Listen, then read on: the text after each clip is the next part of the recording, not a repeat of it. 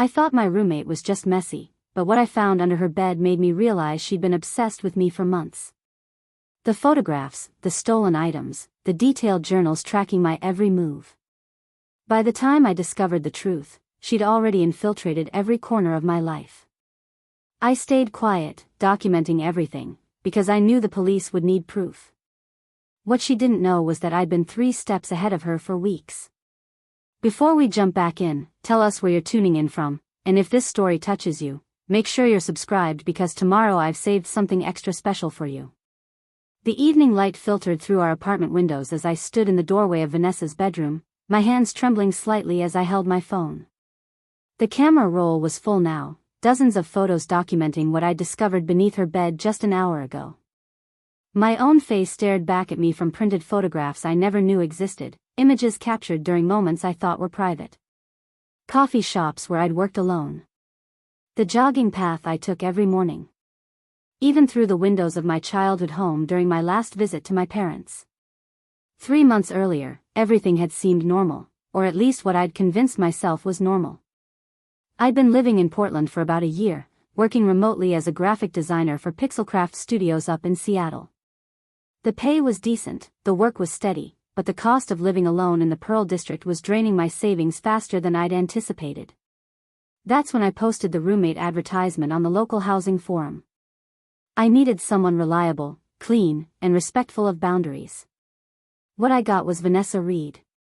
Our first meeting was at Brew and Bean Coffee House on a Saturday afternoon in late January. The place smelled like roasted espresso and fresh pastries, and the windows were fogged from the cold rain outside. Vanessa arrived exactly on time, which I appreciated. She was tall, probably 5'9", with dark auburn hair pulled back in a neat ponytail. Her smile was warm and genuine, or so it seemed, and she had this way of making eye contact that felt sincere and attentive. We talked for almost 2 hours that day. She told me she worked as a marketing analyst for Trendmark Analytics, a mid-sized firm downtown. She'd just moved to Portland from Sacramento for the position and was staying in a cramped extended-stay hotel while apartment hunting. Her story checked out when I glanced at her business card. She seemed educated, professional, and most importantly, normal. We talked about our routines. I explained that I worked from home most days, usually spending mornings in my room with my design software and taking afternoon walks along the waterfront. She said her schedule was pretty standard, 9 to 6 most days, sometimes later during campaign launches. The apartment showing went smoothly. Vanessa loved the space, particularly the natural light in the second bedroom that would be hers. She admired the exposed brick wall in the living room and commented on how well I'd decorated the common areas. The building itself, Westview Apartments, was fairly new, with decent security and a superintendent who actually responded to maintenance requests. Her references came back clean. Her credit check was solid. She had no criminal record that I could find through basic online searches. 2 weeks later, she moved in with 3 suitcases, a desk, and a mattress. The first month was honestly pleasant. Vanessa kept to herself mostly, which I appreciated since I valued my solitude while working. She was tidy in the common spaces, always washing her dishes and keeping the bathroom counter clean after getting ready in the mornings. We'd occasionally chat in the kitchen while making dinner, surface-level conversations about work stress or weekend plans. She introduced me to this Thai place nearby that made incredible curry. I showed her the best jogging route through Forest Park. It felt like a successful roommate arrangement, the kind where 2 adults coexist peacefully without drama or conflict. But small things started feeling off around week 5. Nothing dramatic at first, just tiny inconsistencies that I brushed aside. I'd noticed my shampoo bottle wasn't quite where I'd left it in the shower. The coffee creamer I'd bought would be slightly more depleted than I remembered. My favorite mug, the one with the mountain landscape that my brother gave me, would sometimes be in the dish rack even though I was certain I'd put it away. I told myself I was being paranoid, that living with someone new meant adjusting to shared spaces and occasionally misremembering small details. Then I started noticing Vanessa's schedule didn't quite match what she'd told me. She'd mentioned working until 6 most days, but I'd hear her come home by 4:30 or 5 several times a week. When I casually asked about it one evening, she explained that her boss was flexible about hours as long as projects got done. That made sense. Plenty of companies operated that way. But then there were the mornings when I'd leave for my run at 7, expecting to have the apartment to myself since she supposedly left for work by 8, only to return and find her still home, claiming she was working remotely that day. The coincidental encounters started in March. I'd go to Powell's City of Books on a quiet Tuesday afternoon to browse the design section and clear my head, and somehow Vanessa would show up 20 minutes later, surprised and delighted to run into me. We'd grab coffee at a nearby shop, and she'd talk enthusiastically about whatever book she was considering. The first time felt like a happy accident. The second time, a week later at a completely different bookstore across town, started to feel strange. The third time, at the Hawthorne District Vintage Market on a Sunday morning, made my stomach tighten with unease. I confided in my best friend Brooke during one of our video calls. Brooke Anderson had been my roommate during college, and we'd stayed close even after she moved to San Francisco for law school and eventually a position at a corporate firm. She had this practical, analytical way of looking at situations that I valued. When I explained the pattern of running into Vanessa, Brooke's expression shifted from casual interest to concern. She asked me pointed questions. Was I posting my locations on social media? Had I mentioned my plans to Vanessa beforehand? Did she have access to my calendar or emails? I checked everything that night after our call. My social media accounts were private, and I rarely posted real-time updates anyway. I hadn't mentioned going to those specific places to Vanessa. My laptop was password protected, and I never left it open in common areas. But my phone, I realized with growing dread, was often charging on the kitchen counter while I showered or worked in my room. How hard would it be for someone to quickly check a calendar app or read recent messages if they really wanted to? I started testing small things, being more careful about what information I shared. I'd mention going to one place and actually go somewhere else entirely. Sure enough, when I told Vanessa on a Thursday evening that I planned to work from Brew and Bean the next morning, I instead went to a different cafe on the east side. No Vanessa. But when I genuinely did work from Brew and Bean the following Monday without telling her, she appeared within 30 minutes, acting surprised and suggesting we share a table. My work began suffering from the distraction. I'd sit at my desk trying to focus on client projects, but my mind would wander to questions I couldn't answer. Was I overreacting? Was this all just unfortunate coincidence? Vanessa was friendly, maybe overly so, but did that equal obsession? I had no concrete evidence, just a growing feeling of unease that I couldn't shake. My deadlines started slipping. Tyler Mendoza, a colleague at PixelCraft who I'd become friendly with through virtual team meetings, noticed during one of our video calls that I seemed distracted. When I vaguely mentioned roommate issues, he offered to help if I ever needed anything. I appreciated the gesture but wasn't ready to fully explain what I was experiencing. April brought warmer weather and escalating strangeness. I discovered that several of my clothing items had been moved in my closet, shifted just enough that I noticed. A sweater I rarely wore was hanging at the front instead of the back. My running shoes, which I always kept by the door, were once in the coat closet. I started keeping my bedroom door locked even when I was home, something that clearly bothered Vanessa based on her comments about how we should feel comfortable and trusting as roommates. The journal entries I kept during this period reflected my deteriorating mental state. I wrote about feeling watched, even in my own home. I documented every strange occurrence with dates and times. Vanessa asking oddly specific questions about my childhood during dinner conversations. Finding my laptop moved slightly on my desk even though I'd locked my door. The way she'd sometimes repeat back things I'd said in private phone conversations with my parents, as if she'd somehow overheard despite being at work. Then came the evening in late April when everything shifted. Vanessa mentioned she'd be away that weekend visiting friends in Seattle. She left Friday afternoon with an overnight bag, cheerfully saying she'd see me Sunday evening. I waited until Saturday morning, guilt mixing with determination, before I did what I'd been considering for weeks. I was going to search her room. My hands shook as I stood outside her bedroom door. This was a massive violation of privacy, and I knew it. If I was wrong about everything, if there was a reasonable explanation for all the coincidences and strange behavior, I'd be the one in the wrong. But the alternative, continuing to live with this gnawing anxiety and uncertainty, felt worse. I turned the handle slowly, half expecting it to be locked, but it opened easily. Vanessa's room was immaculate, almost unnaturally so. The bed was perfectly made with hospital corners. Her desk held a closed laptop, a neat stack of marketing reports, and a single pen aligned parallel to the desk edge. The closet contained organized rows of clothing arranged by color and type. Everything suggested a methodical, controlled personality. Nothing suggested obsession or anything sinister. I almost left right then, feeling foolish and invasive. But something made me kneel down and look under the bed. Maybe it was instinct, or maybe it was the only place left to check in an otherwise pristine room. What I found made my blood run cold. 3 plastic storage containers were pushed against the wall beneath the bed frame. I pulled the first one out with trembling hands and lifted the lid. Preparing and narrating this story took us a lot of time, so if you are enjoying it, subscribe to our channel, it means a lot to us. Now back to the story. Inside were photographs. Dozens of them.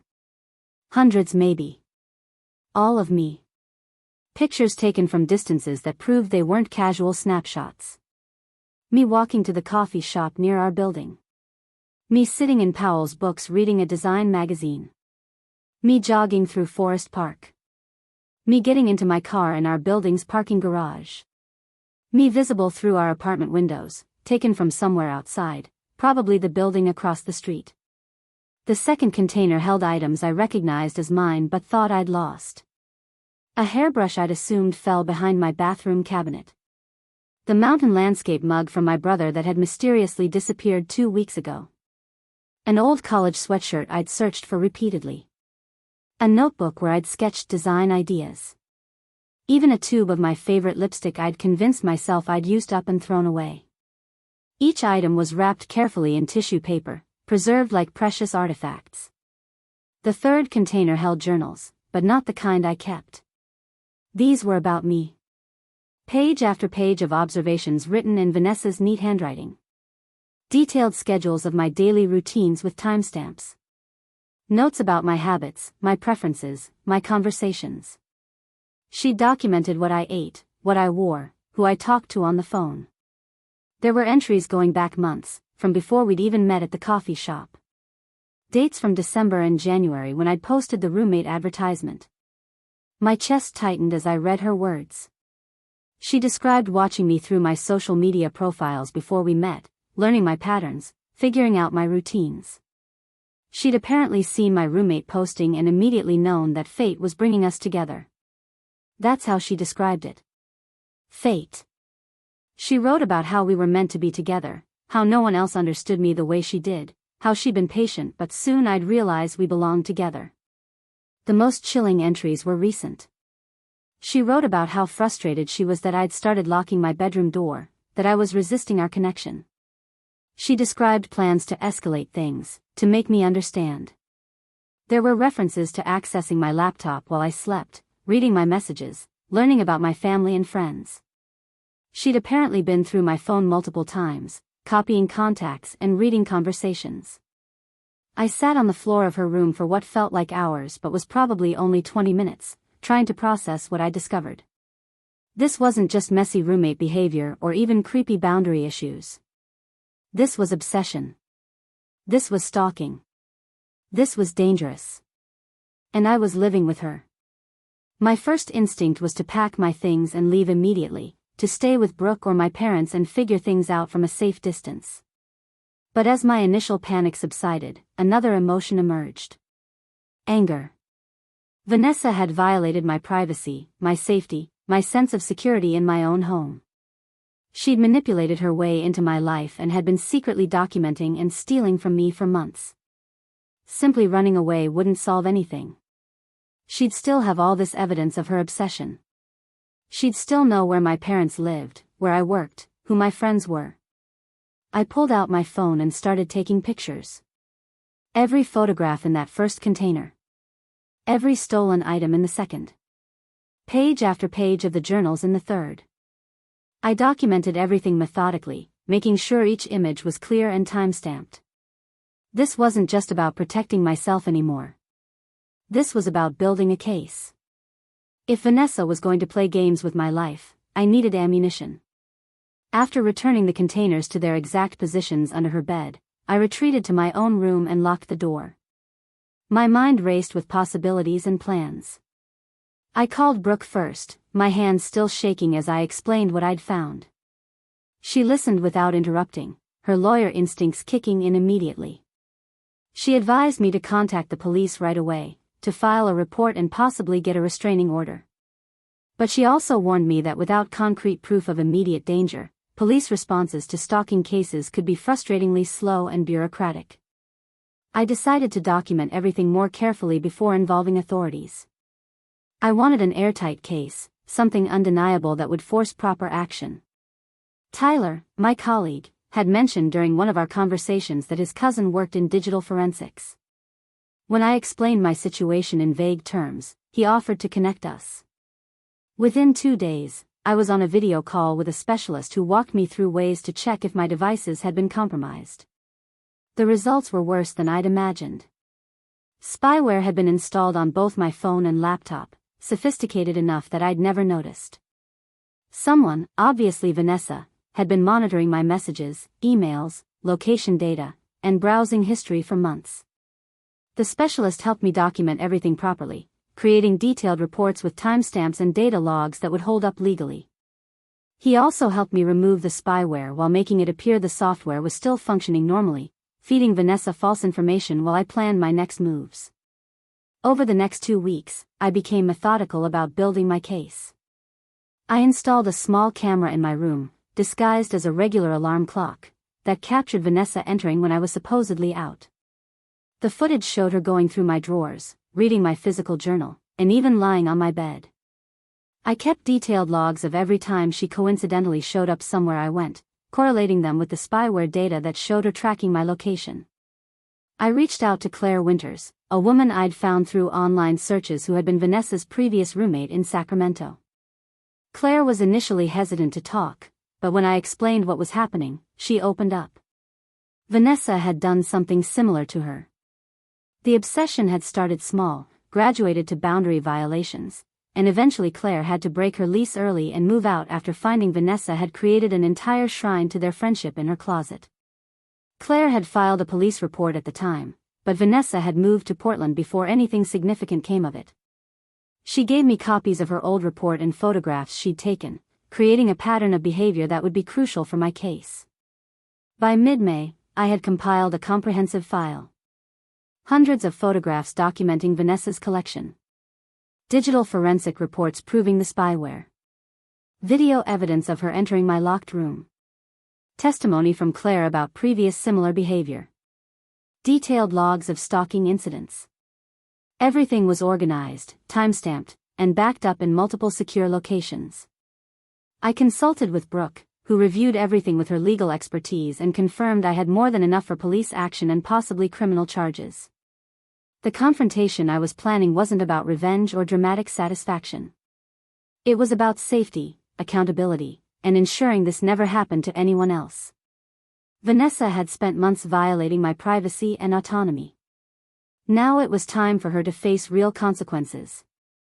But I needed to be smart about how this played out. I needed witnesses, official documentation, and professional involvement. I wasn't going to simply present her with evidence and hope she'd leave quietly.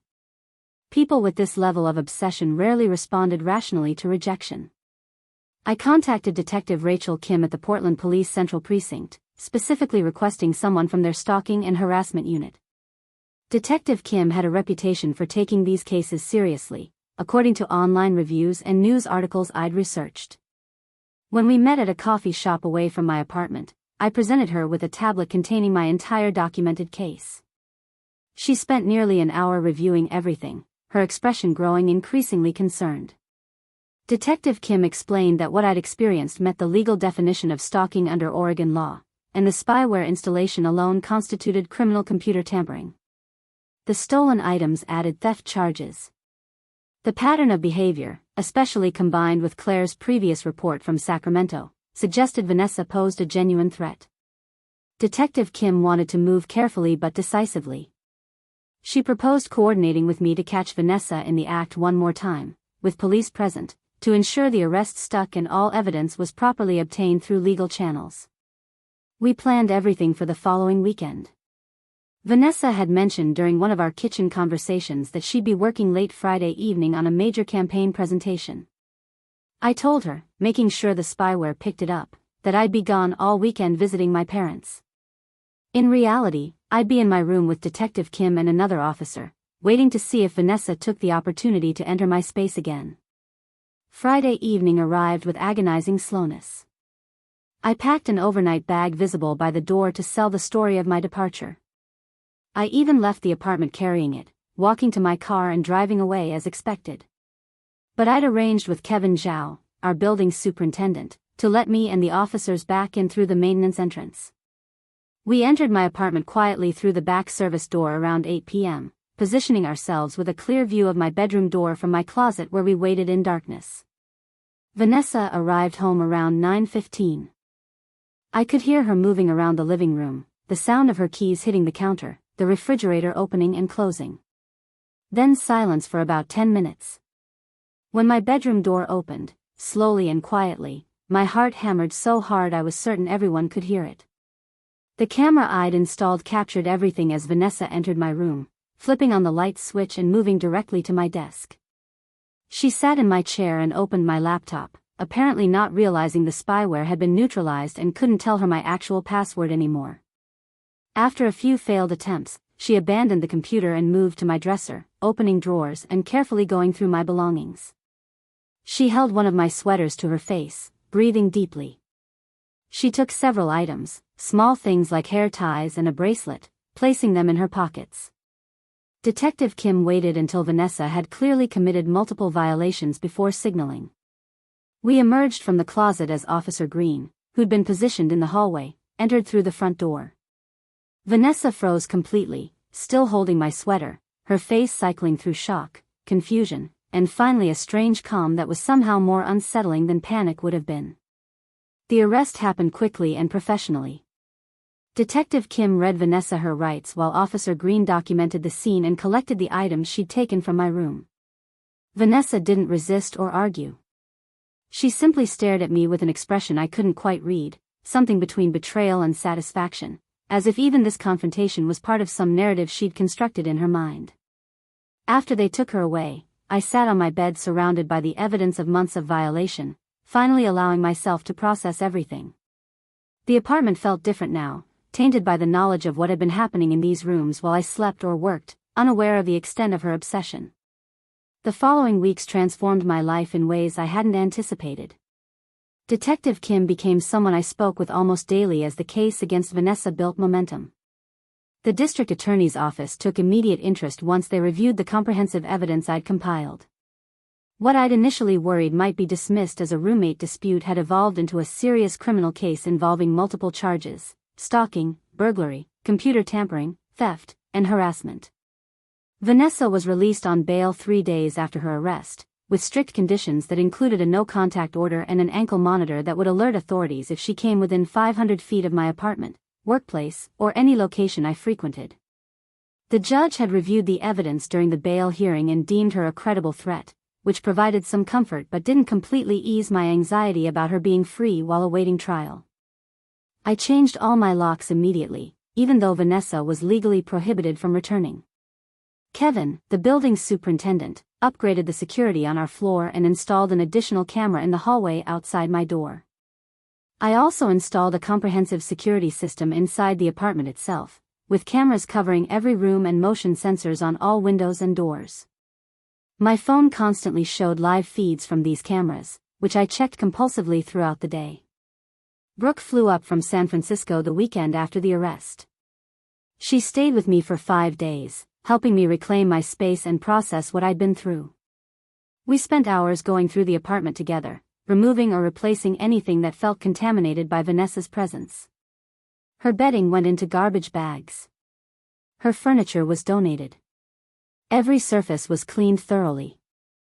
Brooke had this methodical way of approaching the cleanup that felt therapeutic rather than overwhelming.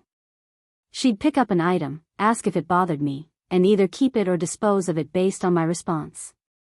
One afternoon while we were cleaning out the hall closet, Brooke found another stash I'd missed during my initial search. Behind some winter coats that Vanessa had hung up were more journals, these ones focused specifically on her plans for our future together.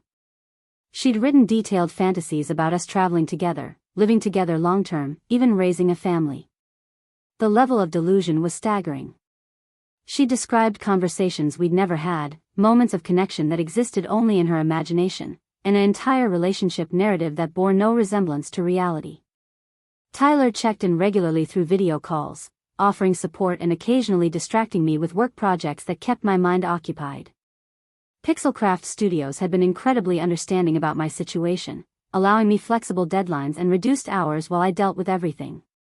Tyler mentioned that he'd explained my circumstances to our supervisor in general terms, emphasizing that I was dealing with a serious safety issue, and the response had been immediate offers of help and accommodation. The forensic psychologist, Dr. Ian Foster, became involved when the prosecution decided they needed an expert evaluation of Vanessa's mental state and the threat she posed. I met with him twice to provide background and context for his assessment. Dr. Foster specialized in cases involving obsessive attachment and erotomania, a delusional disorder where someone believes another person is in love with them despite clear evidence to the contrary. He explained that Vanessa's behavior fit classic patterns: the initial idealization phase where she presented herself as the perfect roommate, the escalation phase where she'd increased her monitoring and boundary violations, and what would have likely been a confrontation phase if I hadn't discovered everything when I did. During our second meeting, Dr. Foster shared some observations that chilled me. Based on Vanessa's journals and the progression of her behavior, he believed I'd interrupted her plans at a critical juncture. The entries from late April and early May showed increasing frustration that I wasn't responding to what she perceived as her overtures of connection. She'd been planning something more dramatic, though the journals didn't specify exactly what.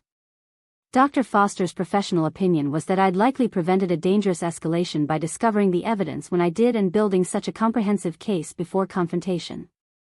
Claire, Vanessa's former roommate from Sacramento, and I developed an unexpected friendship through our shared experience.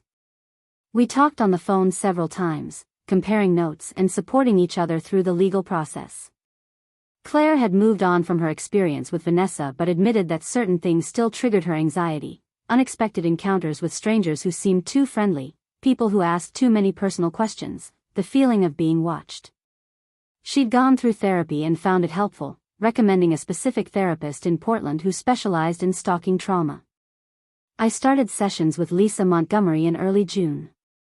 Dr. Montgomery's office was in a quiet building near Laurelhurst Park, decorated in calming earth tones with comfortable furniture and soft lighting. Our first session focused mainly on establishing my current state and creating a safety plan. She explained that trauma from stalking often manifested differently than other types of trauma because it involved sustained violation over time and the destruction of one's sense of safety in spaces that should feel secure. The therapy sessions became a place where I could vocalize things I hadn't fully acknowledged. The anger I felt at myself for not recognizing the signs sooner, even though Dr. Montgomery repeatedly emphasized that Vanessa had been deliberately deceptive and manipulative. The guilt about searching her room, despite the fact that my instincts had been correct and potentially saved me from worse harm.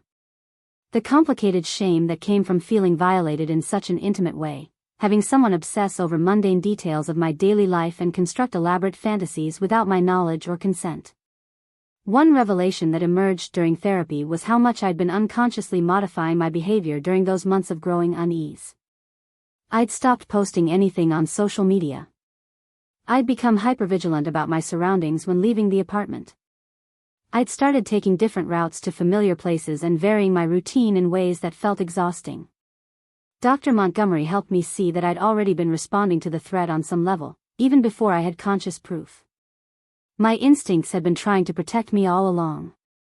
The preliminary hearing happened in mid-June. I had to testify about finding the evidence under Vanessa's bed and detail the pattern of stalking behavior I'd experienced.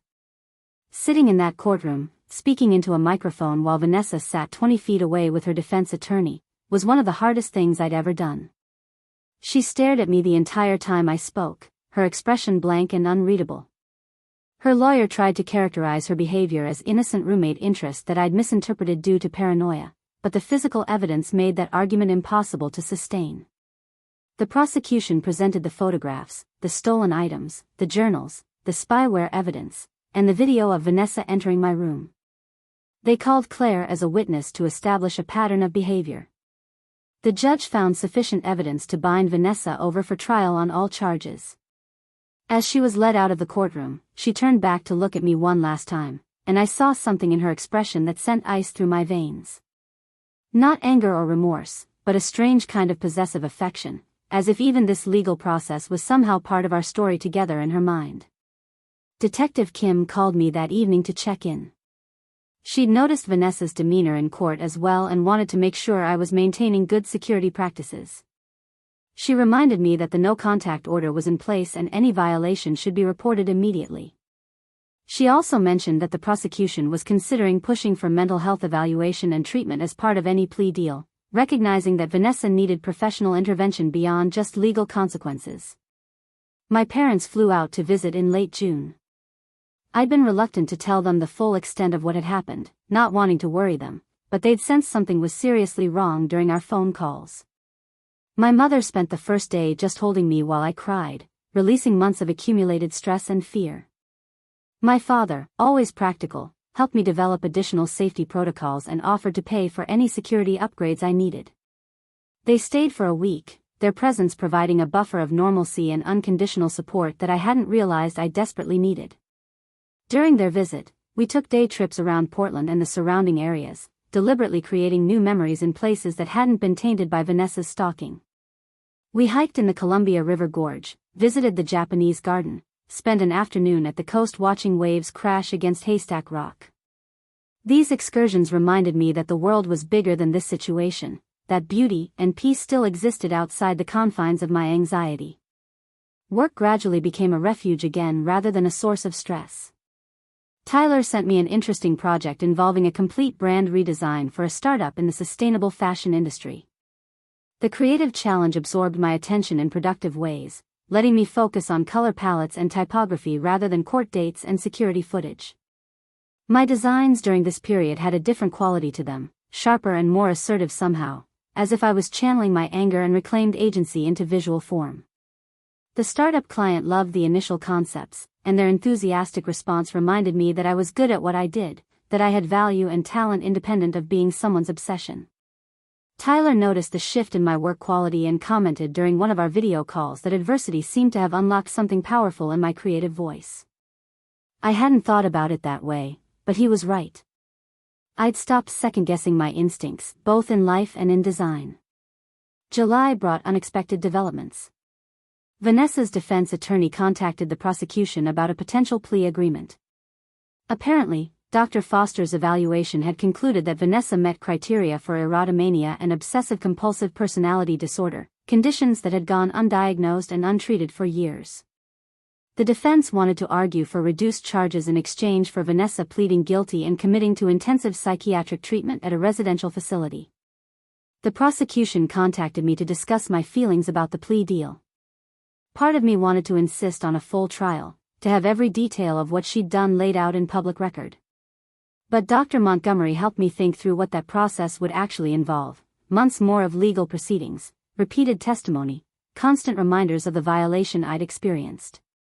The plea deal would bring closure faster and ensure Vanessa received mental health treatment that might prevent her from targeting someone else in the future. I met with the assistant district attorney handling the case, a sharp woman named Patricia Valdez who had prosecuted numerous stalking cases. She explained that the proposed deal involved Vanessa pleading guilty to stalking, burglary, and computer tampering. She'd receive a suspended sentence contingent on completing 2 years of residential psychiatric treatment followed by 3 years of supervised probation. Any violation of the no-contact order or failure to comply with treatment would trigger immediate incarceration. Additionally, Vanessa would be required to pay restitution for damages and my legal expenses. Patricia emphasized that this was actually a strong outcome for a stalking case. Many resulted in minimal consequences due to difficulties proving intent or establishing pattern behavior. My comprehensive documentation had made this case unusually solid, giving the prosecution leverage to demand substantial accountability. The mental health treatment component meant Vanessa would be removed from society and supervised for years, with professional intervention addressing the root causes of her behavior. After days of consideration and consultation with Brooke, Dr. Montgomery, and Detective Kim, I agreed to the plea deal. The formal hearing was scheduled for late July. This time, Vanessa would be required to allocate, meaning she'd have to verbally admit to each element of her crimes in open court. That public acknowledgement felt important, a formal recognition that what had happened to me was real and serious. The allocation hearing was surreal. Vanessa stood before the judge and methodically admitted to everything: installing spyware on my devices, entering my room without permission, taking my belongings, photographing me without consent, tracking my movements, and maintaining obsessive documentation of my daily life. Her voice was flat and emotionless, as if she was reading someone else's story rather than confessing to her own actions.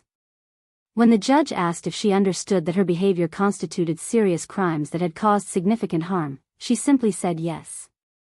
The judge accepted the plea agreement but added her own stern remarks about the severity of stalking and the destruction it causes to victims' sense of safety and autonomy. She emphasized that Vanessa's completion of treatment was not optional and that any failure to comply would result in immediate imprisonment. The courtroom was mostly empty except for the necessary legal personnel, Claire, who had traveled up to support me, and Brooke, who sat beside me holding my hand throughout the proceedings. As Vanessa was led away to begin her transport to the residential psychiatric facility, I felt an unexpected wave of conflicting emotions. Relief that this chapter was closing. Anger that remained despite the legal resolution. And strangely, a small measure of pity for someone so disconnected from reality that she'd constructed an entire false relationship and destroyed her own life pursuing it.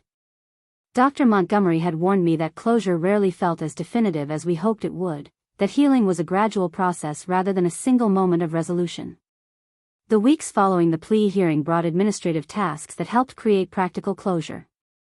I worked with my insurance company and the restitution agreement to cover costs for all the security equipment, therapy expenses, and the time I'd lost from work. Vanessa's family paid the restitution amount quickly, apparently eager to settle matters and distance themselves from the situation. I used some of that money to break my lease at Westview Apartments and move to a new building across town, a fresh start in a space that held no memories of surveillance or violation. My new apartment was smaller but felt more secure, located in a building with better security protocols and a more active community presence. The neighbors were friendly without being intrusive, exactly the level of social interaction I needed. I decorated it entirely according to my own taste, choosing pieces that reflected my personality rather than trying to accommodate a roommate's preferences. Every item in the space was something I'd selected, creating an environment that felt genuinely mine. Brooke helped me move in August, turning it into a weekend celebration rather than just a logistical task. We painted an accent wall in my bedroom a deep teal color I'd always loved but never felt confident enough to choose before. We hung artwork I'd been collecting but never displayed. We arranged furniture in configurations that prioritized my comfort rather than conforming to traditional expectations. The apartment became a physical manifestation of reclaiming my autonomy and trusting my own judgment. Tyler and some other colleagues from PixelCraft sent a housewarming gift, a beautiful set of design books and a gift certificate to my favorite art supply store. The accompanying card expressed their support and admiration for how I'd handled everything. It reminded me that I had a professional community that valued me, that my identity extended far beyond being someone's victim or target. I was a talented designer, a good friend, a capable person who had faced something terrifying and emerged stronger. Claire visited for a weekend in September. We'd maintained regular contact through phone calls and messages, but meeting in person created a different kind of connection. We talked for hours about our experiences, finding comfort in being with someone who truly understood the specific violation that stalking creates. Claire shared how her recovery had progressed over the years since her experience with Vanessa, offering hope that the hypervigilance and anxiety I still felt would gradually diminish with time and continued therapy. We also talked about accountability and mental health, grappling with complicated questions about how much responsibility to assign to someone acting under the influence of delusion versus deliberate choice. Claire's perspective, shaped by more years of processing her experience, was that both things could be true simultaneously. Vanessa's mental health conditions were real and warranted treatment, but she'd also made countless choices to violate boundaries and harm us. Compassion for her illness didn't require excusing her actions or minimizing the damage she'd caused. Dr. Montgomery and I continued working through layers of trauma response in our weekly sessions. We addressed the practical aspects of rebuilding my sense of safety, like gradually reducing my compulsive checking of security cameras and learning to trust that I could identify genuine red flags in future relationships without seeing threats everywhere. We also explored deeper questions about identity and autonomy, examining how the experience had changed my understanding of privacy, trust, and interpersonal boundaries. One breakthrough came when I realized I'd been unconsciously treating my entire life as evidence that needed documenting, photographing everything and keeping excessive records as if I constantly needed to prove my reality to some external authority. Dr. Montgomery helped me see this as a residual defense mechanism from the months of building my case against Vanessa. I didn't need to live that way anymore. The threat was gone. I could trust my own perceptions without requiring constant external validation. My relationship with social media shifted permanently.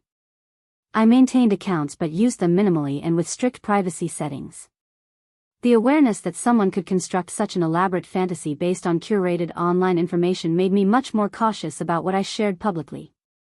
This wasn't about living in fear, but about making informed choices about digital boundaries and understanding that privacy was a form of self-protection worth prioritizing. Detective Kim reached out in October with an update. Vanessa had been at the residential facility for 3 months and was reportedly engaging with treatment, though progress was slow. The facility's therapeutic approach involved helping her recognize the distinction between her delusional beliefs and reality, a process that required patience and consistent intervention. Detective Kim emphasized that I shouldn't interpret this as minimizing what Vanessa had done, but rather as confirmation that she'd needed serious professional help and was finally receiving it. The no-contact order remained in effect and would continue for years, but Detective Kim wanted me to know that monitoring showed no attempts at violation. Vanessa's internet usage at the facility was restricted and supervised. She had no access to social media or unrestricted communication. The structured environment was designed specifically to interrupt obsessive thought patterns and prevent patients from engaging in stalking behaviors even while in treatment. This information provided some reassurance, though I remained cautious about assuming the situation was permanently resolved. Work flourished in ways I hadn't anticipated. The sustainable fashion startup I'd done the brand redesign for was so pleased with my work that they recommended me to other companies in their network. My client roster expanded, bringing more interesting projects and better compensation. PixelCraft offered me a promotion to senior designer with a substantial raise, recognizing both my talent and my dedication through a difficult personal period. I accepted, feeling proud of what I'd accomplished professionally even while navigating crisis personally. The promotion meant occasional trips to Seattle for in-person team meetings and client presentations. The first business trip triggered significant anxiety, worry about being away from my secure apartment and established routines. Dr. Montgomery helped me prepare by developing coping strategies and reminding me that Vanessa was in a locked facility hours away and under constant supervision. The trip went smoothly, and I found that traveling without fear of being followed or photographed felt liberating. I was reclaiming normal activities that stalking had stolen from me. Thanksgiving approached with an invitation from my parents to spend the holiday at their home. I drove down, enjoying the autumn scenery and the freedom of a road trip without constantly checking my mirrors for familiar vehicles. My family's warmth and normalcy provided perspective on how far I'd come. 6 months ago, I'd been living with someone who was secretly obsessed with me, documenting my every move. Now I was building a life defined by my own choices rather than someone else's delusions. Winter arrived with crisp mornings and early darkness that once would have triggered my anxiety about being followed or watched. Instead, I found myself appreciating the cozy evenings in my apartment, wrapped in blankets while working on design projects or reading books I'd been meaning to finish for years. The security cameras remained installed, but I checked them less frequently, trusting the building's protocols and my own ability to assess genuine threats versus lingering trauma responses. December brought an unexpected opportunity that forced me to confront how much residual fear still influenced my decisions. A major design conference was scheduled in Austin for early January, and PixelCraft wanted to send me as their representative to network with potential clients and showcase our portfolio. My immediate reaction was resistance, anxiety about traveling alone to an unfamiliar city where I didn't have established security routines or familiar surroundings. Tyler noticed my hesitation during the team meeting where the trip was announced and messaged me privately afterward. We talked for over an hour about the opportunity and my reservations. Tyler understood the security concerns but also gently challenged me to consider whether avoiding situations that triggered anxiety was helping me heal or keeping me trapped in a victim mentality. He wasn't dismissive of the very real trauma I'd experienced, but he pointed out that Vanessa had been in a locked facility for 5 months with no violations or attempted contact. At some point, I needed to decide whether I was going to let her actions define the boundaries of my life indefinitely.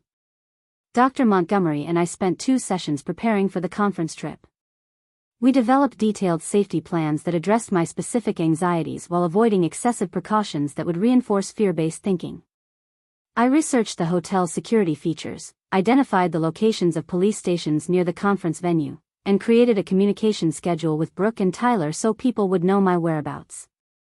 These preparations felt different from the hypervigilance I'd experienced during the stalking. This was proactive planning rather than reactive panic. The conference itself turned out to be transformative in unexpected ways. Being surrounded by hundreds of creative professionals, all focused on design innovation and industry trends, reminded me that my world was much larger than the trauma I'd endured. I attended workshops on emerging design technologies, networked with potential collaborators, and even presented a brief talk about incorporating sustainability principles into brand identity work. Standing on that stage, sharing my expertise with an engaged audience, I felt competent and valued in ways that had nothing to do with being someone's target or victim. One evening during the conference, I met another designer named Grace Hartley who worked for an environmental nonprofit in Denver. We connected over shared interests in accessible design and ended up having dinner together. During our conversation, Grace mentioned she'd experienced a stalking situation years ago with an ex-partner and had gone through extensive therapy to recover. She didn't share this looking for sympathy or to bond over trauma, but rather as context for understanding the journey from victim to survivor to someone who'd integrated the experience into their history without letting it define their present. Grace's perspective challenged some assumptions I'd been carrying. She talked about how she'd initially resisted the victim label, feeling like it diminished her agency and strength, but eventually realized that acknowledging victimization wasn't the same as accepting permanent victim status. Someone had wronged her through deliberate harmful actions, and naming that reality was necessary for healing. But healing also meant moving beyond that identity toward defining herself through her choices, values, and accomplishments rather than through what had been done to her.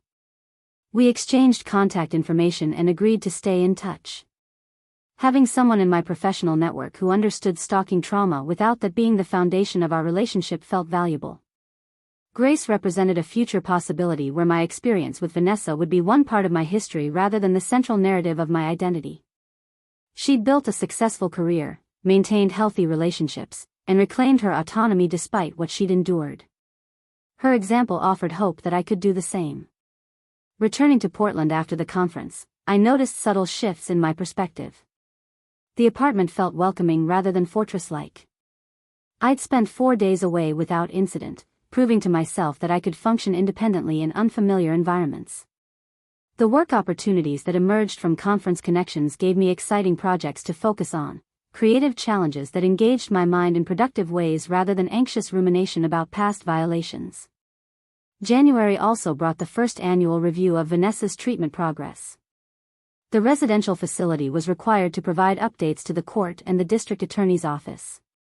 Patricia Valdez, the prosecutor, called to inform me that the report indicated Vanessa was making incremental progress in treatment but still demonstrated significant distortions in her thinking about relationships and boundaries. The clinical team had diagnosed her with not only erotomania but also dependent personality disorder and obsessive-compulsive disorder, a combination that had manifested in her stalking behaviors. The treatment approach involved cognitive behavioral therapy to challenge her delusional beliefs, medication to manage obsessive thought patterns, and intensive work on developing healthier relationship models. Vanessa had apparently expressed what the facility characterized as limited remorse, acknowledging her actions were harmful but still struggling to fully comprehend the severity of the violation she'd inflicted. The report emphasized that she remained a potential risk if released without continued intensive supervision and would likely require years of treatment to develop genuine insight into her behavior. Patricia explained that this kind of progress trajectory was actually typical for cases involving delusional disorders. The neural patterns that supported Vanessa's false beliefs had been reinforced over months or years, and restructuring those thought processes required sustained professional intervention. The fact that she was engaging with treatment at all was considered positive, as many individuals with erotomania resisted any suggestion that their perceptions were distorted. The report concluded that Vanessa should remain in residential treatment for at least another year before any consideration of transitioning to less restrictive supervision. Hearing about Vanessa's diagnoses and treatment created complicated emotions I explored extensively with Dr. Montgomery. Part of me felt vindicated that professional evaluation confirmed the severity of her obsession and the genuine danger I'd been in. Another part struggled with knowing she was receiving help and potentially improving while I still dealt with the aftermath of her actions. There was also unexpected sadness for the life she destroyed through her inability to distinguish fantasy from reality, though that sadness didn't translate into forgiveness or diminish my anger about what she'd done. Dr. Montgomery helped me understand that I could hold multiple truths simultaneously. Vanessa's mental illness was real and deserving of treatment. Her actions had been harmful and violated my fundamental rights to privacy and safety. I could hope she'd genuinely improve through treatment while also maintaining firm boundaries about never having contact with her again. Compassion for her struggle with mental illness didn't require minimizing the damage she'd caused or accepting any responsibility for her choices.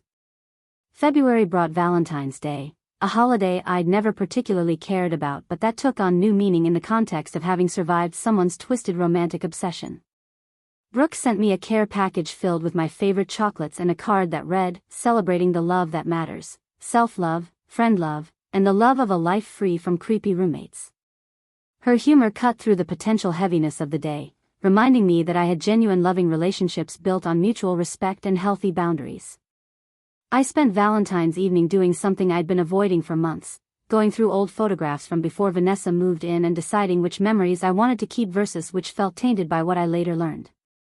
There were pictures from the period when she'd been secretly photographing me, images I'd taken casually that now carried the knowledge that I was being surveilled during those moments. Dr. Montgomery had suggested this exercise as a way to reclaim my own narrative, deciding consciously which experiences I wanted to remember and honor versus which to let go. The process was emotionally exhausting but ultimately cathartic. I kept photographs that represented meaningful experiences or relationships, refusing to let Vanessa's presence during that time period erase the genuine joy or accomplishment I'd felt. I deleted images that triggered only anxiety or reminded me of specific stalking incidents. Creating a curated collection of memories felt like an act of authorship over my own story, determining what deserved space in my consciousness going forward. Work continued to expand in satisfying directions. The environmental nonprofit where Grace worked reached out about a major rebranding project. Being recommended by someone I'd met at the conference validated my professional reputation and reinforced that I was building a career based on talent rather than sympathy. The project itself was creatively fulfilling, designing visual systems that communicated complex environmental issues in accessible, compelling ways. Collaborating with Grace and her team provided opportunities to develop a professional friendship based on shared values and mutual respect. March marked 1 year since I discovered the evidence under Vanessa's bed. The anniversary triggered unexpected emotional turbulence, memories surfacing with visceral intensity despite all the healing work I'd done. I found myself back in heightened vigilance mode for several days, checking cameras obsessively and feeling unsafe in my own apartment. Dr. Montgomery had warned that anniversaries often brought temporary regression in recovery, the body and mind remembering trauma on a cellular level even when conscious thought had moved forward. Rather than fighting the temporary setback, I practiced the self-compassion techniques Dr. Montgomery had taught me. I acknowledged the difficulty without judgment, reached out for support from Brooke and Tyler, and gave myself permission to feel vulnerable without interpreting it as failure or permanent backsliding. Within a week, the anniversary intensity faded and I returned to my established equilibrium. The experience taught me that healing wasn't linear, that occasional difficult periods didn't erase overall progress, and that I had developed tools to navigate emotional challenges when they arose. Spring brought renewal in both literal and metaphorical senses. I started running again along the waterfront, an activity I'd abandoned during the stalking because Vanessa had photographed me during my morning jogs. Reclaiming that routine felt significant, refusing to let her actions permanently eliminate something I enjoyed. The first few runs triggered anxiety about being followed or watched, but I pushed through with deliberate practice, gradually reconditioning my nervous system to associate running with freedom rather than violation. Tyler visited Portland for a long weekend in April, finally meeting in person after years of remote collaboration. We explored the city together, visiting Powell's books where I'd once been stalked and deliberately creating new positive memories in that space. Tyler's easy companionship and complete lack of romantic interest provided healing in its own way, demonstrating that I could trust my judgment about people and develop genuine friendships without constant suspicion or fear of hidden agendas. During Tyler's visit, we had a long conversation about how the experience with Vanessa had changed my approach to relationships and boundaries. I'd become more direct about my comfort levels, more willing to name discomfort immediately rather than hoping situations would resolve themselves, and more confident asserting my needs even when it might disappoint others. Tyler observed that while those changes had emerged from trauma, they were actually healthy relationship skills that many people struggled to develop. I'd learned through terrible circumstances that clear boundaries weren't selfish or unkind but rather essential for genuine connection. The sustainable fashion startup I'd worked with months earlier reached out with an exciting proposal. They were launching a new product line and wanted me to serve as their creative director for the entire campaign, a significant role that would involve managing other designers and shaping the overall brand vision. The position represented a major professional advancement and required me to step into leadership responsibilities I'd previously been too insecure to pursue. I accepted the offer, recognizing that my experience surviving and overcoming violation had somehow strengthened my confidence in my own judgment and capabilities. May brought another court-mandated review of Vanessa's treatment progress. Patricia Valdez called with the update that Vanessa had been transitioned from the locked residential facility to a supervised group home setting, a step down in restrictive supervision that the treatment team felt was appropriate given her progress. She was now permitted limited supervised community activities and was participating in vocational rehabilitation to prepare for eventual re-entry into society. The no-contact order remained in full effect and would continue for the duration of her probation period. My initial reaction to learning Vanessa had more freedom was panic and anger. How could they reduce her supervision when she'd caused such harm? But Patricia explained the legal and therapeutic reasoning. Vanessa had completed nearly a year of intensive residential treatment and demonstrated sufficient progress that continued locked facility care was no longer clinically indicated. The group home provided 24-hour supervision with required check-ins and monitoring. She had no unsupervised internet access, no social media accounts, and no ability to travel beyond approved locations without staff accompaniment. More importantly, Patricia emphasized that part of effective treatment for obsessive disorders involved gradually re-exposing the person to normal social situations while they practiced healthier thought patterns and behaviors. Keeping Vanessa indefinitely in a locked facility wouldn't teach her how to function appropriately in the real world. The supervised step-down approach, while anxiety-inducing for me, was actually standard practice and gave the best chance of genuine rehabilitation rather than simply warehousing her until her sentence ended. Dr. Montgomery helped me process the news and my complicated reactions. We talked about the difference between my need for safety and control versus accepting that I couldn't personally manage Vanessa's treatment or supervision. The professionals overseeing her care had expertise in these situations and were making decisions based on clinical assessment rather than punishment or my emotional comfort. My job was to maintain my own boundaries and safety protocols while trusting that the systems in place were functioning appropriately. I increased my therapy sessions temporarily to twice weekly while adjusting to this new reality. We developed updated safety plans that acknowledged Vanessa's increased mobility while avoiding paranoid hypervigilance. I wouldn't drastically change my routine or movement patterns, but I would maintain awareness of my surroundings and trust my instincts if anything felt concerning. I wouldn't live as though she was actively stalking me again, but I wouldn't be naively unconcerned either.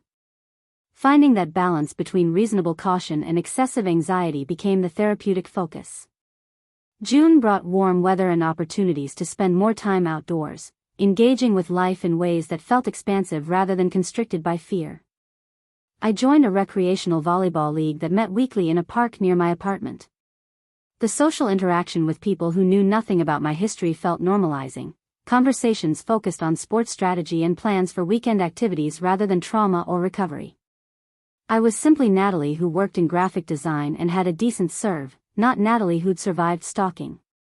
The creative director role with the sustainable fashion startup demanded increasing amounts of my time and energy, but in ways that felt fulfilling rather than depleting.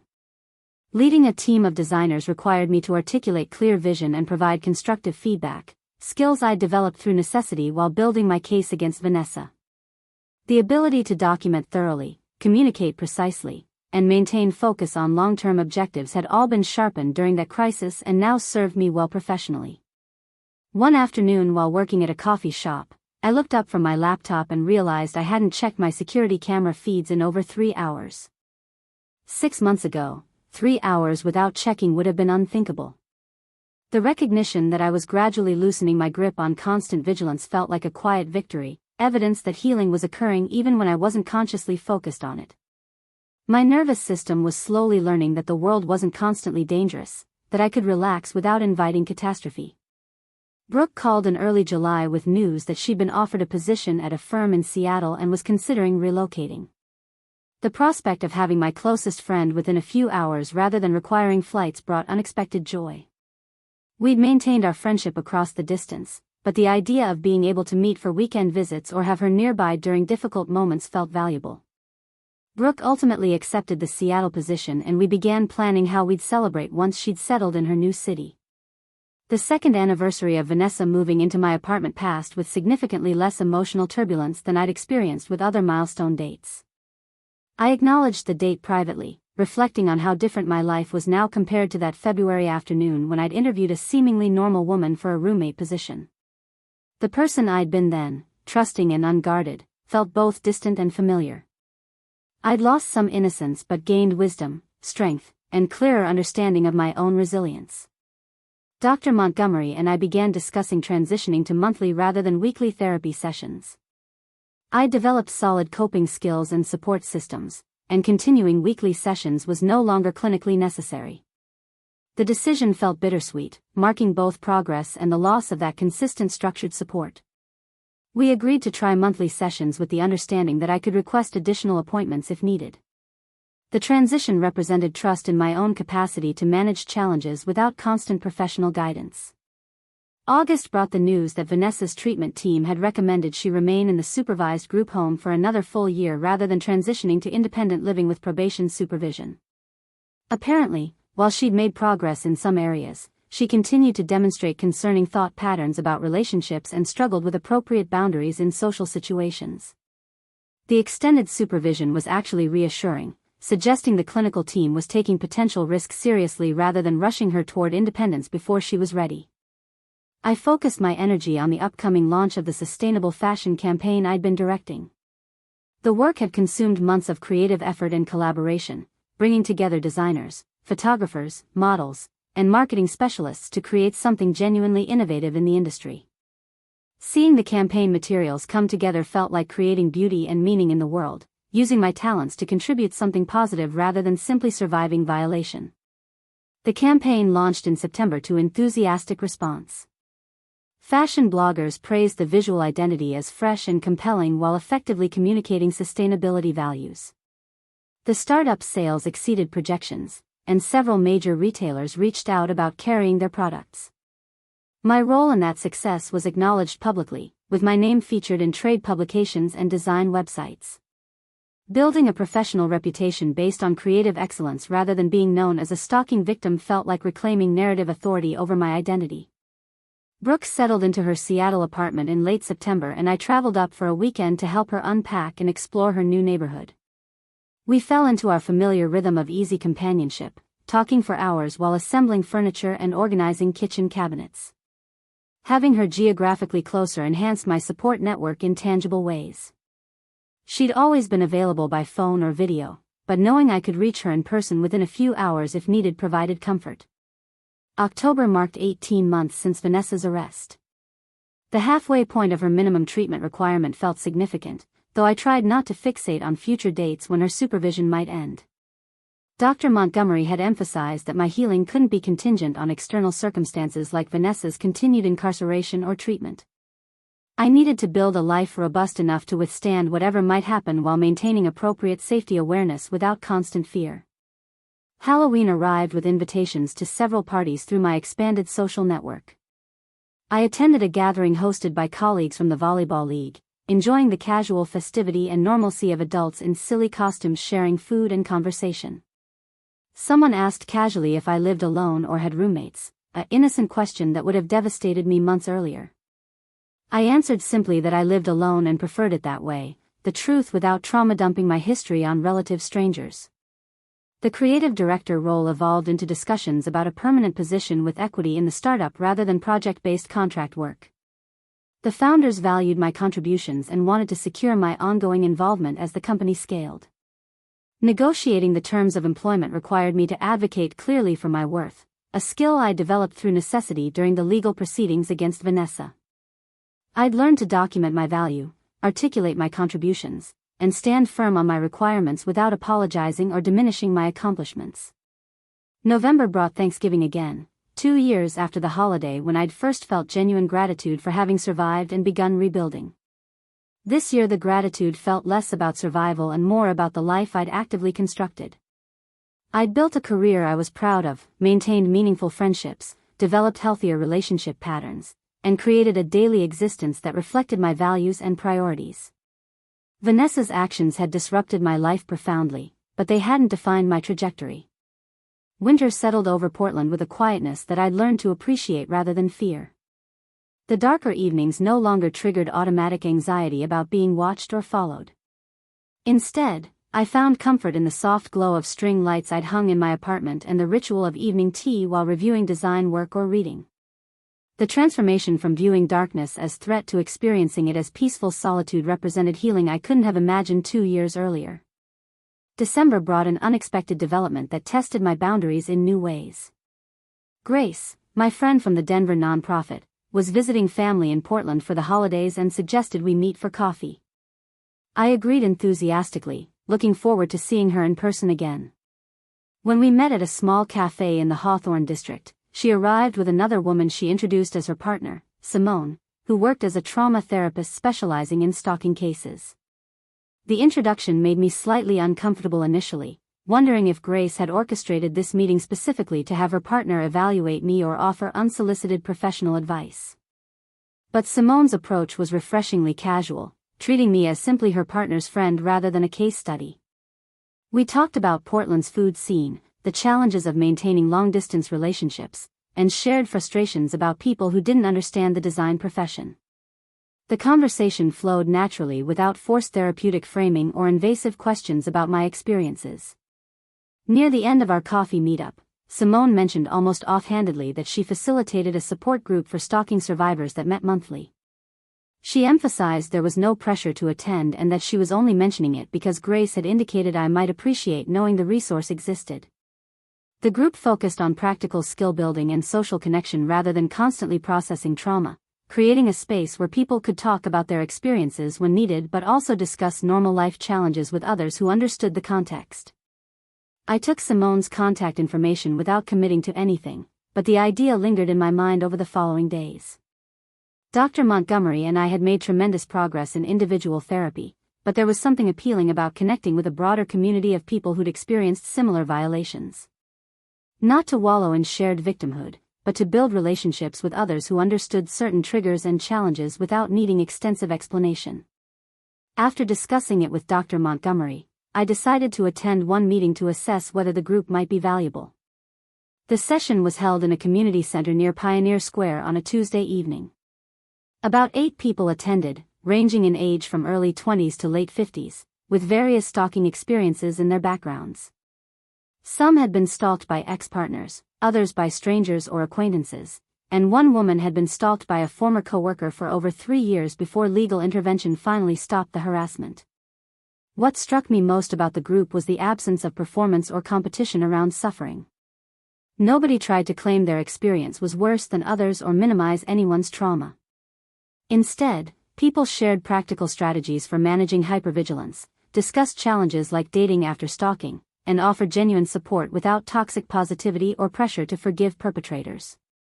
When I briefly shared my situation, several people nodded with immediate understanding of specific details that friends without stalking experience never quite grasped. One group member, an older man named Robert, talked about his journey from being stalked by a former business partner to eventually starting his own consulting firm helping companies develop better security protocols. He transformed his experience into expertise, using his understanding of how stalkers think and operate to protect others. His example offered a different model of recovery than simply returning to pre-trauma normal. Sometimes healing meant integrating the experience into a new identity that was stronger and more purposeful than what existed before. I continued attending the monthly support group meetings through the winter, finding value in the connections without making it central to my identity. The group existed as one resource among many in my life, alongside therapy, friendships, work, and recreational activities. This balanced approach felt healthier than either avoiding all reminders of my experience or making recovery my full-time occupation. January brought the 2-year anniversary of discovering the evidence under Vanessa's bed. This milestone passed with minimal emotional disruption, a stark contrast to previous anniversary reactions. I acknowledged the date by writing in my journal about how my life had changed, recognizing both the damage and the unexpected growth that had emerged from crisis. The entry focused less on what Vanessa had done and more on what I had built in response, the ways I developed strength and clarity that might not have emerged without being forced to confront violation and reclaim my autonomy. Work continued flourishing in directions that surprised me. The sustainable fashion startup offered me the permanent creative director position with generous equity and salary.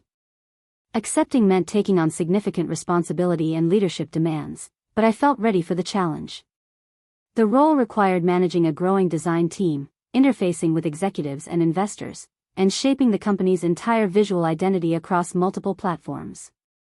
2 years earlier, I would have doubted my capability for such responsibility. Now I understood that surviving trauma had revealed reserves of strength and determination I hadn't known I possessed. Tyler visited again in February, this time bringing his girlfriend Melissa, whom he'd been dating for several months. Meeting her felt like another marker of normalcy, being included in Tyler's life as a trusted friend rather than someone he needed to handle carefully due to past trauma. We spent the weekend exploring Portland's food scene, visiting art galleries, and having the kind of relaxed social time that had nothing to do with recovery or healing but simply represented ordinary friendship and shared experiences. During a conversation over brunch, Melissa asked about my experience living alone versus having roommates. The question no longer triggered defensive panic or need to immediately disclose my history. I simply explained that I'd had a difficult roommate situation previously and strongly preferred living alone now, maintaining control over my space and not having to navigate someone else's presence in my home. The response was honest without being melodramatic, acknowledging my reality while keeping boundaries around what I chose to share with acquaintances. Spring arrived with opportunities to expand my social world in ways that felt organic rather than forced. Through the volleyball league, I'd become friendly with several people who invited me to other activities like hiking trips and weekend gatherings. These connections were built on shared interests and compatible personalities rather than trauma bonding, creating a diverse social network that reflected different aspects of my identity and values. One Saturday afternoon while hiking in the Columbia River Gorge with a group from the volleyball league, someone mentioned they were looking for a new apartment and asked if I knew of any available units in my building. My immediate internal reaction was intense resistance to the idea of knowing my neighbors too well or having social connections live in such close proximity. But I noticed the reaction without acting on it automatically, recognizing it as residual hypervigilance rather than genuine incompatibility. After considering it more carefully, I realized that having a friendly acquaintance in my building might actually enhance my sense of community rather than threaten my privacy. I shared information about contacting the building manager, and when she eventually moved in 2 floors above me, it felt comfortable rather than invasive. We'd occasionally chat when crossing paths in the lobby or elevator, maintaining friendly but boundaried connection that enriched rather than encroached on my living space. The support group continued providing valuable perspective, particularly as I navigated questions about dating and romantic relationships. I hadn't been involved with anyone romantically since before Vanessa moved in, partly due to recovery focus but also because the experience had complicated my ability to trust new people in intimate contexts. Several group members shared their own struggles with dating after stalking, the challenge of explaining their history to potential partners without either trauma dumping or hiding significant aspects of their experience. Robert, the former stalking victim who'd become a security consultant, offered insight during one meeting that shifted my thinking. He pointed out that the right person would be able to hear about my history without either fetishizing my trauma or being scared away by it. Someone genuinely compatible would understand that I had valid reasons for certain boundaries while also recognizing that I was a full person whose identity extended far beyond being a stalking survivor. Looking for that kind of balanced response would actually serve as useful screening criteria for potential relationships. April brought news that Vanessa's treatment team was recommending she transition from the group home to independent living with intensive outpatient treatment and probation supervision. She'd completed nearly 2 years of residential and semi-residential care and met the clinical criteria for less restrictive supervision. Patricia Valdez called to inform me of the recommendation and the upcoming court hearing where the judge would decide whether to approve the transition. My initial reaction was stronger anxiety than I'd experienced in months. The idea of Vanessa living independently, even with continued treatment and probation, felt like a loss of safety and control. I'd grown accustomed to knowing exactly where she was and that her movements were heavily restricted. Independent living meant she'd have more freedom to make choices, even with monitoring. The no-contact order remained in effect and any violation would result in immediate incarceration, but the protection felt more abstract than when she'd been physically locked in a facility. Dr. Montgomery helped me process the news over several sessions, distinguishing between reasonable caution and catastrophic thinking. Vanessa's transition to independent living didn't mean the protections disappeared or that she was suddenly free to stalk me again. She'd still have weekly mandatory therapy appointments, regular meetings with her probation officer, restricted internet access that was monitored, and immediate consequences for any violation of the no-contact order. The treatment team's recommendation suggested professional assessment that she'd made sufficient progress to function in society with appropriate supervision. More importantly, Dr. Montgomery challenged me to consider what level of restriction on Vanessa's life I actually needed to feel safe versus what I wanted as punishment or control. My healing couldn't be contingent on Vanessa remaining locked up indefinitely. At some point, she would re-enter society, and my sense of security needed to come from my own resources and support systems rather than from external controls on her movement. This perspective felt difficult but ultimately liberating, shifting focus from managing her to strengthening myself. I decided to attend the court hearing where the judge would rule on Vanessa's living situation. Patricia had explained that I wasn't required to be present, but I wanted to see and hear the proceedings, to understand exactly what supervision and restrictions would continue. Brooke drove down from Seattle to accompany me, providing moral support without being overbearing. We sat in the courtroom as the treatment team presented their recommendation and Vanessa's attorney argued for approving the transition. Seeing Vanessa in person for the first time in nearly 2 years created complicated emotions. She looked different, softer somehow, less polished than the woman who'd moved into my apartment years ago. Her hair was shorter and unstyled, her clothing simple and institutional. When she spoke briefly to confirm she understood the conditions of independent living and committed to continued treatment, her voice was quiet and measured. There was none of the confident charm she displayed during our initial coffee shop meeting or the flat effect from her arrest and plea hearing. The judge approved the transition with detailed conditions. Vanessa would live in a specific apartment that had been arranged through her probation services, located across town from my neighborhood. She was prohibited from entering a 3-mile radius around my home, workplace, and other locations I frequented regularly. She'd have weekly therapy appointments, bi-weekly probation meetings, and mandatory participation in a continued support group for people with obsessive attachment disorders. Any violation of the no-contact order or failure to comply with treatment conditions would result in immediate return to residential custody. Patricia walked out of the courtroom with me and Brooke afterward, reviewing the ruling and answering my questions. She emphasized that the monitoring systems were substantial and that Vanessa had more to lose now than ever before. She'd completed years of difficult treatment and earned the privilege of independent living. Violating the conditions would mean not only incarceration but also losing all the progress she'd made. The incentive structure actually worked in favor of her compliance, assuming the treatment had been genuinely effective. Driving back to my apartment after the hearing, I felt emotionally exhausted but not panicked. The reality of Vanessa's increased freedom was frightening, but I'd survived worse fears and come through intact. I had robust support systems, professional therapeutic guidance, strong boundaries, and clear safety protocols. More importantly, I'd built a life worth protecting, filled with meaningful work, genuine relationships, and daily activities that brought satisfaction and purpose. Vanessa no longer had the power to destroy what I'd created. The following weeks required adjustment as I adapted to knowing Vanessa was living independently somewhere in Portland. I didn't obsessively research where her approved apartment was located, recognizing that kind of surveillance would only feed anxiety. Instead, I maintained my established routines while practicing reasonable awareness of my surroundings. I didn't drastically alter my life, but I also didn't become complacent about safety. May brought the launch of a major campaign I'd been directing for months, a comprehensive rebranding initiative for the sustainable fashion startup that had grown into a significant company. The work represented some of my best creative achievement, combining innovative design with clear communication of environmental values. Seeing the campaign featured in major fashion publications and design blogs felt validating, professional recognition based entirely on talent and effort rather than sympathy or victimhood. The success of the campaign led to interview requests from design podcasts and trade publications.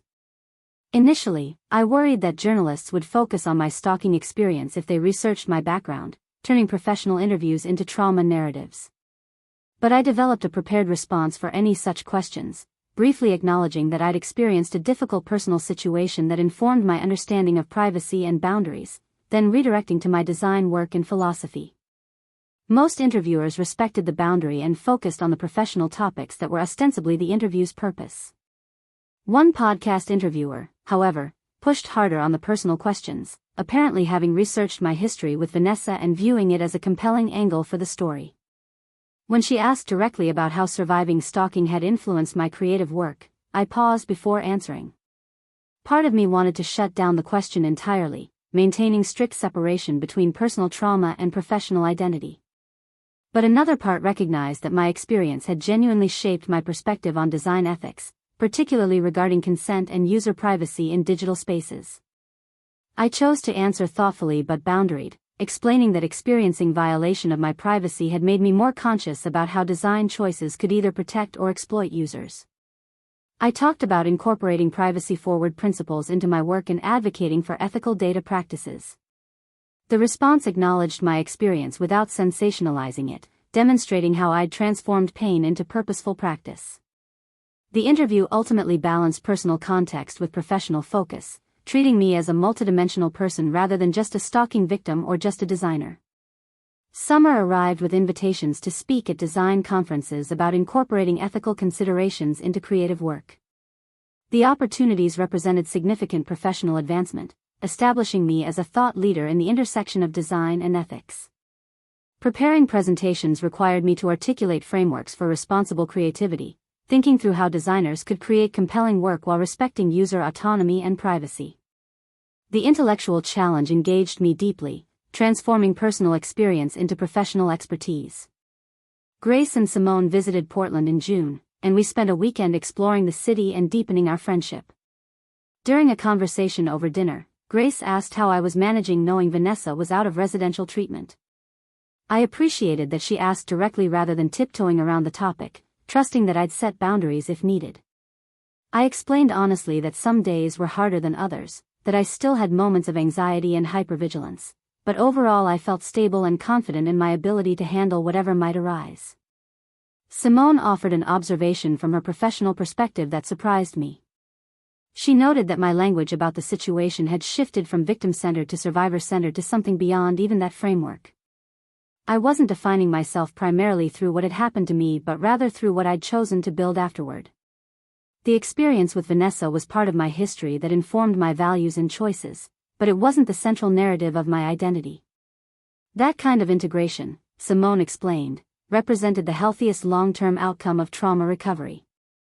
The support group continued meeting monthly, and I found myself taking on a more active role as someone with several years of recovery experience. When new members joined looking devastated and overwhelmed, I could offer perspective based on having walked that path and emerged stronger. Not everyone's healing followed the same trajectory, but I could demonstrate that it was possible to build meaningful lives after stalking, to develop trust again, and to reclaim joy and purpose despite violation. One new group member, a young woman named Zoe who'd been stalked by a college classmate, connected with me after a meeting. She asked if we could get coffee sometime to talk more about my experience, particularly how I'd managed to continue living in Portland rather than fleeing to a new city. Over coffee the following week, I shared my reasoning honestly. Running away would have given Vanessa power over my choices and my life. Staying meant refusing to let her actions determine where I lived and worked.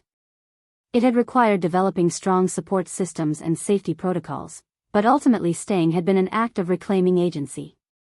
Zoe's questions made me reflect on how my perspective had evolved over years of recovery. Initially, staying in Portland had been partly about stubborn refusal to be driven from my home and partly about building a legal case. Later, it had been about not letting trauma dictate major life decisions. Now, staying was simply where I wanted to live, a choice based on positive factors like my career, friendships, and appreciation for the city rather than about Vanessa at all. That shift from defiant resistance to genuine preference represented how thoroughly I'd reclaimed my life. July brought the 3rd anniversary of Vanessa's arrest. I marked the date privately but without the emotional intensity of previous anniversaries. 3 years of healing had created sufficient distance that the events felt like something that happened to a previous version of myself, a woman I remembered and honored but no longer fully inhabited. I'd grown and changed so substantially that the Natalie who discovered those storage containers under Vanessa's bed felt like a younger sister I wanted to protect and reassure that everything would ultimately be okay. August arrived with news that shifted everything unexpectedly. Patricia Valdez called to inform me that Vanessa had formally requested, through her treatment team and probation officer, to send me a letter.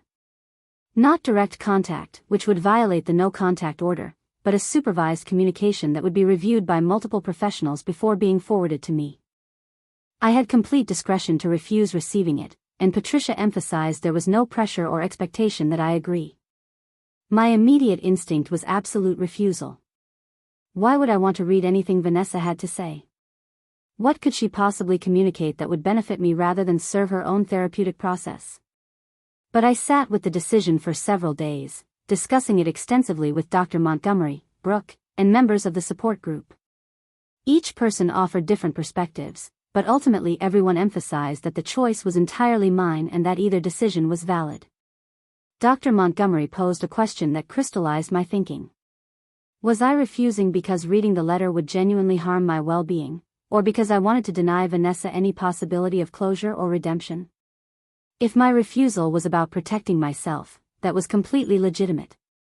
But if it was about punishing her by withholding forgiveness or acknowledgement, I needed to consider whether that served my healing or kept me tethered to anger that no longer served me. After considerable reflection, I decided to receive the letter with clear boundaries. Patricia would read it first and provide me with a summary of its content and tone. If the summary suggested the letter was manipulative, self-serving, or contained anything that might be triggering, I wouldn't read the full text. If it seemed genuinely focused on accountability rather than seeking absolution, I'd consider reading it. This approach gave me control while remaining open to the possibility that Vanessa had genuinely changed through years of intensive treatment. Patricia called a week later with her assessment. The letter was 2 pages, handwritten, and focused primarily on Vanessa taking responsibility for her actions without making excuses or asking for forgiveness. She acknowledged the harm she'd caused, expressed understanding of how her behavior had violated my autonomy and safety, and detailed the work she'd done in treatment to understand the distorted thinking that had driven her obsession. The letter didn't request any response or ongoing contact. It was simply an accounting of her recognition of wrongdoing and commitment to continued treatment and changed behavior. I asked Patricia to mail me the letter, giving myself the option to read it when and if I felt ready. It arrived in a plain envelope several days later. I left it unopened on my desk for nearly a week, its presence a small weight I wasn't quite ready to lift. Finally, on a quiet Sunday morning with sunshine streaming through my windows, I opened the envelope and read Vanessa's words. The letter was exactly as Patricia had described. Vanessa's handwriting was neat and measured, the words chosen carefully. She began by stating clearly that she wasn't seeking forgiveness or attempting to alleviate her own guilt, but rather wanted me to know that she understood the severity of what she'd done. She described her delusional thinking in clinical terms, explaining how treatment had helped her recognize that the relationship she'd believed existed between us had been entirely constructed in her mind. She acknowledged that her actions had been violations regardless of her mental state, that mental illness didn't excuse harm even if it explained it. The most impactful section detailed specific incidents and what she now understood about them. She recognized that installing spyware on my devices wasn't protecting our connection but rather criminal invasion of my privacy. She understood that taking my belongings wasn't preserving memories but rather theft that violated my sense of security in my own home. She acknowledged that her persistent presence at places I frequented wasn't coincidental encounters but deliberate stalking that had made me feel unsafe in my own city. Vanessa wrote that she'd spent years in treatment learning to distinguish between her internal fantasy narratives and external reality, developing skills to recognize when her thoughts were becoming obsessive and intervene before they drove harmful behavior. She described ongoing therapy and medication that helped manage her conditions, and commitment to continued treatment indefinitely because she understood the risk of relapse without professional support. The letter concluded with a statement that she didn't expect or want any response from me. She hoped I'd been able to rebuild my life and find peace, but she understood she had no right to know anything about my current circumstances. She committed to maintaining the no-contact order even after her legal obligation ended, recognizing that her presence in my life in any capacity would be unwelcome and harmful. She would live her remaining life ensuring she never again violated someone's boundaries or autonomy the way she'd violated mine. Reading the letter created complicated emotions. Relief that Vanessa seemed to genuinely understand what she'd done. Sadness for the years of her life consumed by delusion and the consequences she'd face indefinitely. Residual anger that existed alongside recognition of her mental illness. And surprisingly, a sense of closure I hadn't known I needed. This accounting of responsibility, this clear acknowledgement without excuses or requests for absolution, provided something I hadn't received during the legal proceedings. I filed the letter away in a folder with other documents from the case, part of my history but not something I needed to revisit regularly. I didn't respond, honoring both Vanessa's statement that no response was expected and my own boundary that direct communication wasn't appropriate. But I felt a subtle shift internally, a release of some residual attachment to anger that I'd been carrying without fully realizing it. Fall arrived with professional opportunities that required travel and public visibility. I spoke at conferences, led workshops, and built a reputation as an innovative designer with strong ethical principles. My career flourished in directions I'd never imagined, each success reinforcing that I'd created a life defined by my choices and achievements rather than by what had been done to me. 3 years after discovering those storage containers under Vanessa's bed, I stood in my apartment surrounded by work I was proud of, friendships I valued, and a sense of self I'd fought hard to reclaim and rebuild. The experience with Vanessa would always be part of my history, informing my understanding of boundaries, privacy, and the importance of trusting instincts. But it was no longer the central narrative of my identity. I'd learned that healing wasn't about returning to who I was before trauma, but rather about integrating the experience and becoming someone stronger, wiser, and more purposeful. I transformed violation into values, pain into principles, and fear into fierce protection of autonomy for myself and others. The woman who'd lived in frightened silence for months while being stalked had evolved into someone who spoke clearly about boundaries, advocated for ethical practices, and refused to let anyone else's actions define the limits of her life. Looking forward, I saw possibilities rather than threats, opportunities rather than dangers. I'd reclaim not just my apartment or my city, but my fundamental right to move through the world without fear, to trust my judgment, and to build a life that reflected my authentic self. That was the real victory, more significant than any legal consequence or professional success. I'd survived, healed, and ultimately thrived, proving that even the most invasive violation couldn't permanently destroy someone committed to reclaiming their own story. Up next, you've got 2 more standout stories right on your screen. If this one hit the mark, you won't want to pass these up. Just click and check them out.